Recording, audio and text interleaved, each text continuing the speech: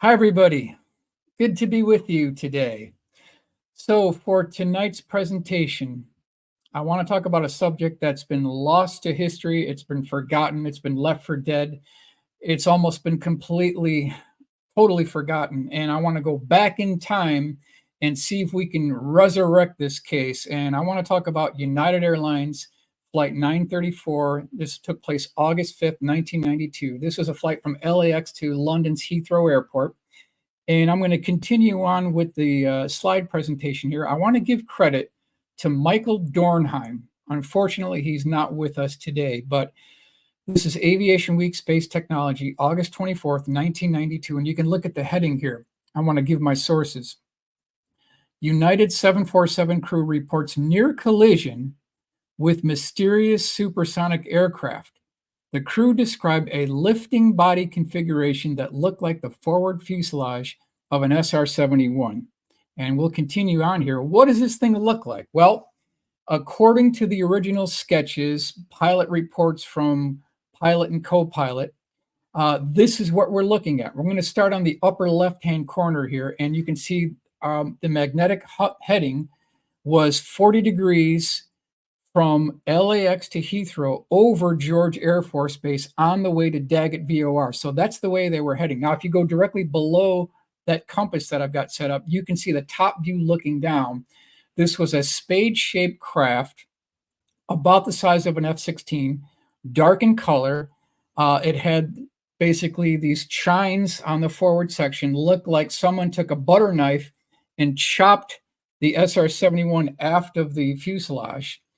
And then it did have what looked like some type of control surfaces. Now, we're not 100% certain if this was manned or unmanned. It could be either. But again, here's the flight path from LAX to Daggett VOR. Now, if you look at the map that I've drawn on the lower right, you see the 747 going over George Air Force Base. And you look off to the left, you can see Edwards Air Force Base. And if anyone is familiar with this line of research, you'll know that, and I'm going to go to the next slide here, the really spooky aircraft are flown out of Edwards North Base Complex. For years, we've been hearing about spooky things, classified aircraft, hypersonic, even more exotic aircraft being tested out of Edwards North Base Complexes. This is something that we want to keep in mind here. All right, let's continue and pull out some of the major points of that article from Aviation Week. Incident took place August 5th, 1992. LAX to London. Strange craft passed under the 747 by approximately 500 to 1,000 feet. That should be 1,000. So it's close. This thing was close. The incident occurred near George Air Force Base around 1:45 p.m. The 747 was at an altitude of 23,000 feet on a magnetic heading of 40 degrees. The unknown aircraft was described as a lifting body configuration and resembled the forward section of an SR-71 without wings. It was dark in color and estimated to be traveling at supersonic speed. So there was a serious closure rate here. Let's move on. The item, September 2nd, 1992.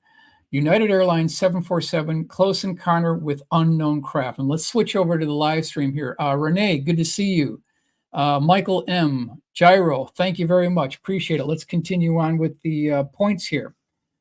The Airline Pilots Association investigated the sighting. We already talked about what the trajectory was.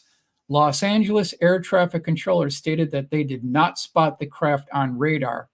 Edwards Air Force Base radar data showed no military activity at the time of the sighting. Now, that could mean two things, right? Number one, they could have a transponder turned off. Or number two, the radar cross signature of this unknown aircraft could be so low it never was tracked. So that's a possibility. Now, U.S. Department of Defense and Air Force officials told Aviation Week that it was not one of their secret projects. Well, technically, that's possible, right? Because the Air Force, the DoD, they're not the only people in town here. You've got NRO, you've got CIA, you've got NSA, DARPA could be involved. So you have all these other entities. They might have their own classified aircraft program. So it may not have actually have been an Air Force program. Flight of mystery plane leaves many questions for Pentagon to answer. This is News Tribune, Tacoma, Washington, September 5th, 1992. Mark, thank you for the help. I appreciate that. I really do. Thank you very much. And let's go to the takeaway points here. I think we're firing on all cylinders now. We got this thing down to a well-oiled machine here. The mystery plane may have been part of a black or secret weapons development project, perhaps involving Boeing, experts say. Yeah, Boeing, Northrop Grumman. Yeah, absolutely.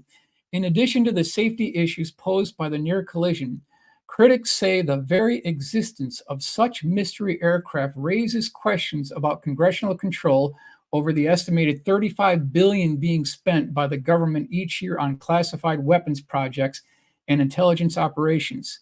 An analyst for Washington, D.C. research organization, often critical of the Pentagon, said if the mystery craft were part of a military project, it may have been kept secret even from Congress.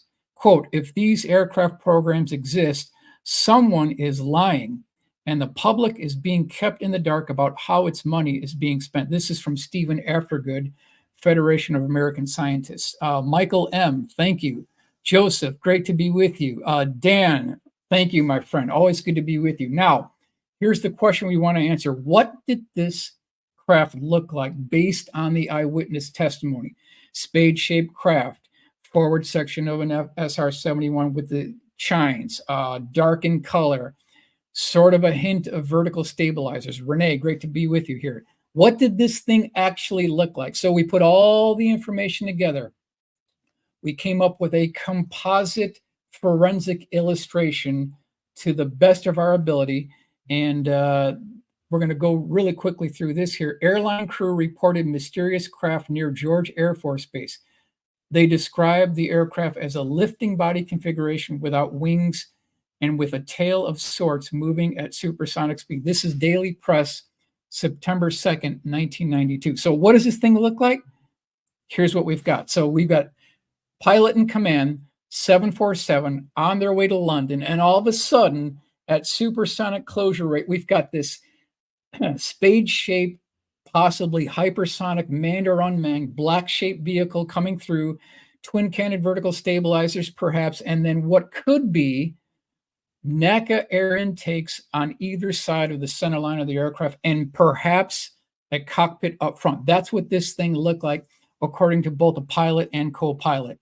Let's see, Solar Marshall, thank you. Jeremy, thank you. Central Wisconsin, good to see you. All right, let's go to the next slide here.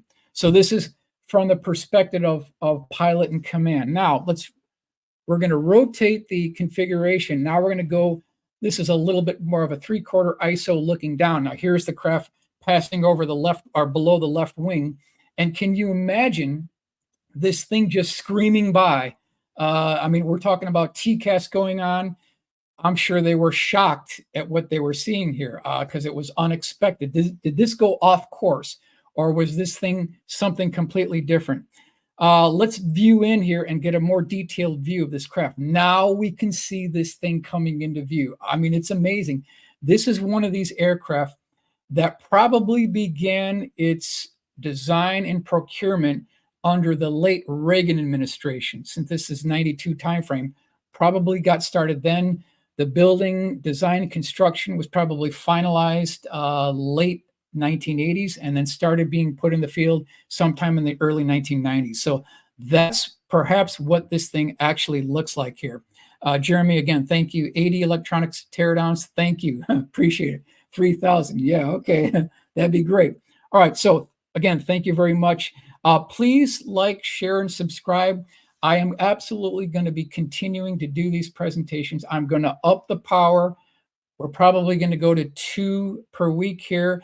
And again, thank you so much. Rogue Planet 13, hit the likes. Great. Thanks for everyone being with me here. I appreciate it very much. And we'll see you on the next presentation.